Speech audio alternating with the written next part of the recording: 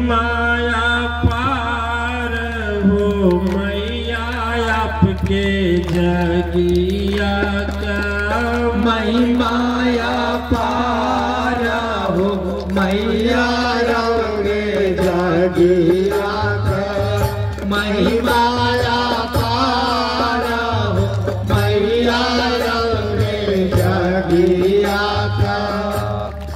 पहला जग कैला ब्रह्मा अपने हाथवा हो मैया, पहला जग कैले ब्रह्मा अपने हाथवा हो मैया, पहला जग कैले ब्रह्मा अपने हाथवा हो मैया। दूसरा जग विष्णु इंद्र के साथवा हो मैया, दूसरा जग विष्णु अपने हाथवा हो मैया, विष्णु के साथवा हो मैया।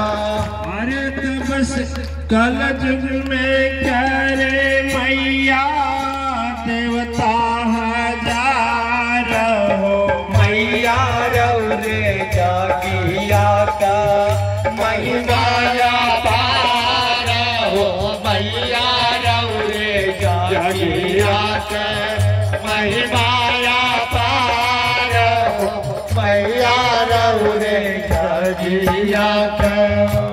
अपने आप को छोटा मत समझिएगा, आप लोग बहुत महान कार्य कर रहे हैं, मन में हीनता मत लाइएगा।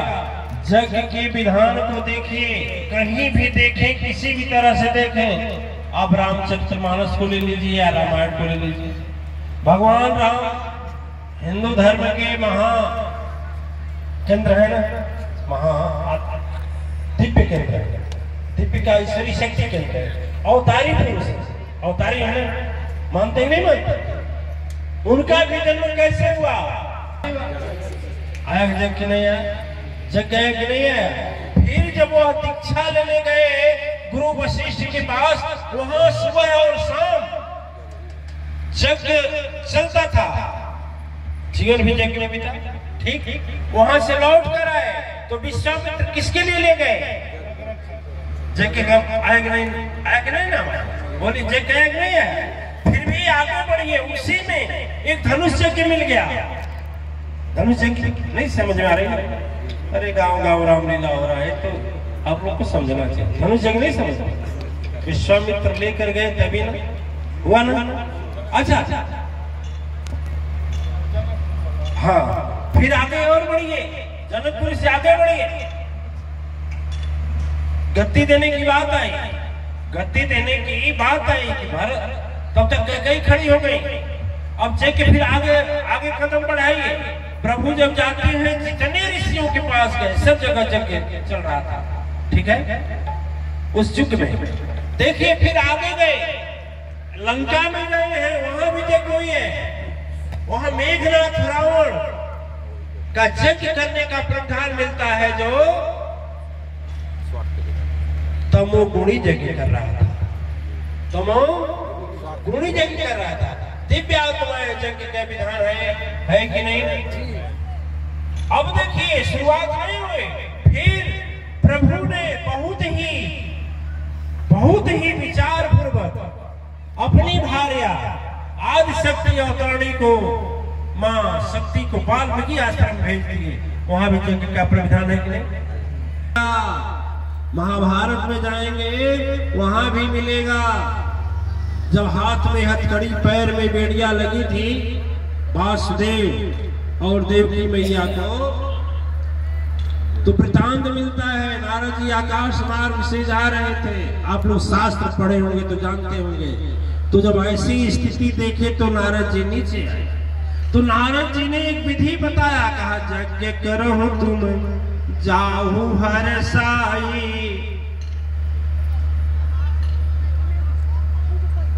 प्रभु रूप बालक ते ही पाई।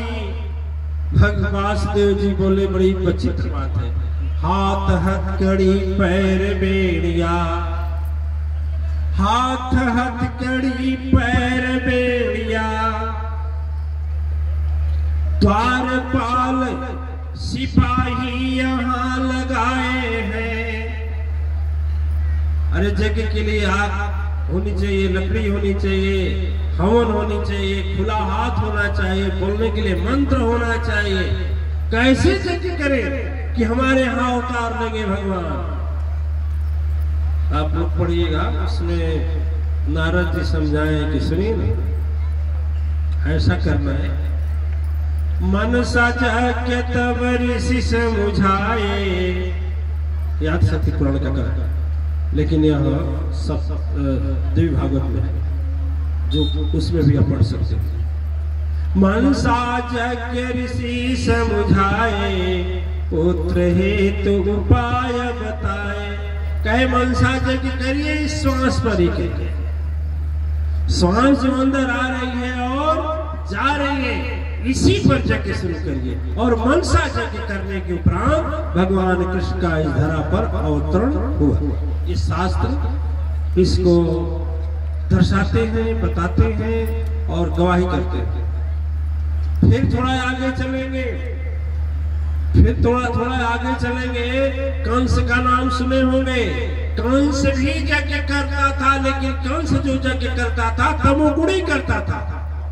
उसमें से दानव राक्षस पैदा करता था और सबके द्वारा सबको भेज करके प्रभु की शक्ति का विनाश करने की योजना बनाता था।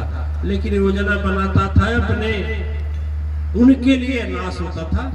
इसके यज्ञ पर हम बता रहे हैं। आगे चलेंगे तो द्रोणाचार्य कि मरने का कोई रास्ता नहीं था, तो वह भी जो द्रौपदी पैदा हुई धृष्टद्युम्न यज्ञ से ही पैदा हुई, यज्ञ से ही निकले। लास्ट में प्रभु स्वयं भगवान कृष्ण सोचे कि इसका उद्धार कैसे होगा।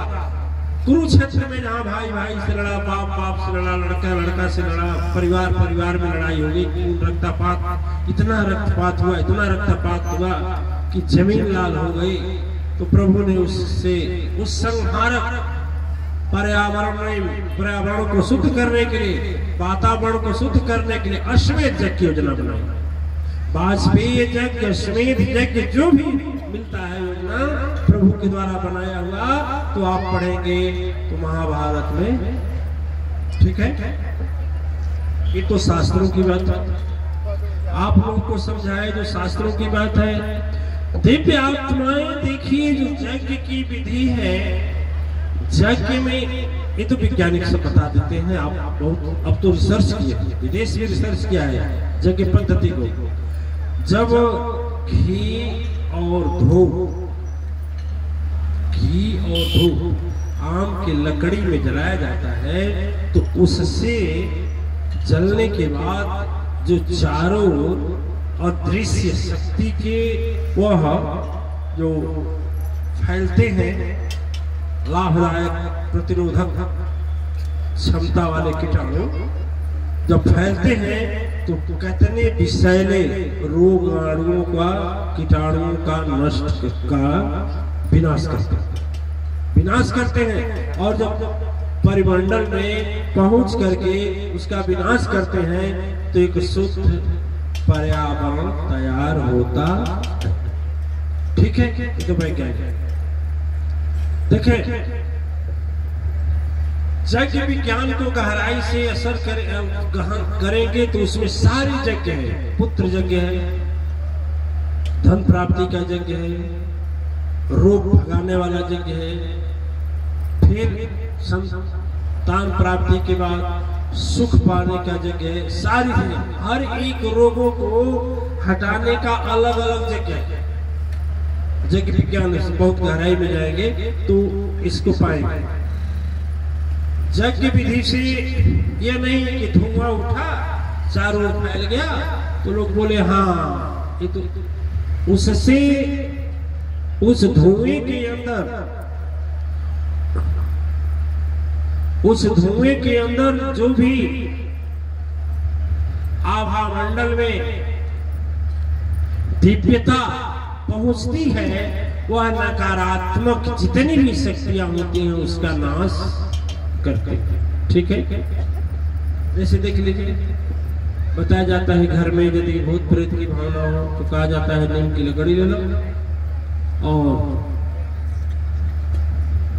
नीम की पत्ती ले लो और उसमें घी डाल दो, पीला सरसों डाल दो, लोबान डाल दो और हफ्ता में एक दिन, बहुत ज्यादा दिक्कत हो तो प्रतिदिन करो।